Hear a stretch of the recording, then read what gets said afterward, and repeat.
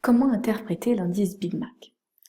L'indice Big Mac permet de déterminer si les monnaies sont sur- ou sous-évaluées par rapport au dollar américain.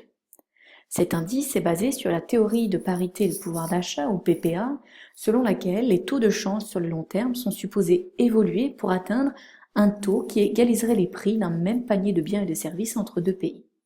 Dans ce cas présent, il s'agit d'étudier le prix d'un hamburger, le Big Mac de chez McDonald's. Le prix de ce sandwich a été relevé dans 48 pays plus la zone euro et converti en dollars au taux de change actuel pour la publication de l'indice en janvier 2016. Déterminer la valeur d'une devise par rapport au dollar américain grâce au prix d'un Big Mac. Par exemple, en janvier 2016, le prix d'un Big Mac aux États-Unis était de 4,93 dollars américains, alors qu'il était de 5,30 dollars australiens ou AUD en Australie.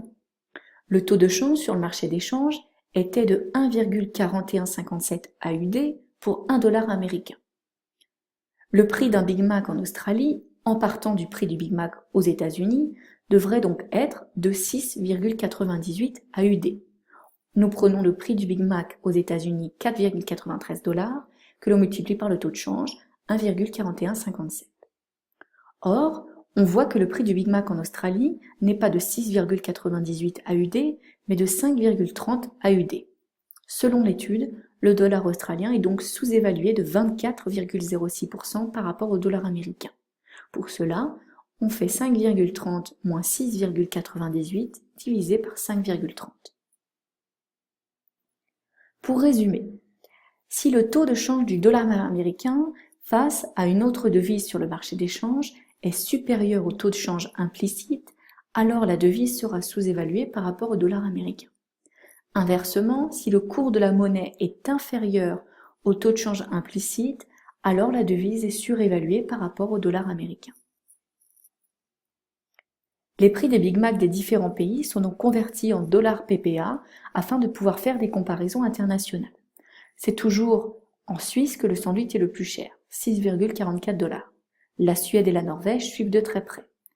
En revanche, c'est au Venezuela, 0,66 cents de dollars américains, en Russie et en Ukraine que le Big Mac est le moins cher. Concernant la France, le coût du burger est légèrement inférieur à celui des États-Unis. 4,41 dollars pour un Big Mac en France contre 4,93 dollars aux États-Unis. Cet indice reflète donc l'évolution des monnaies au cours de l'année 2015.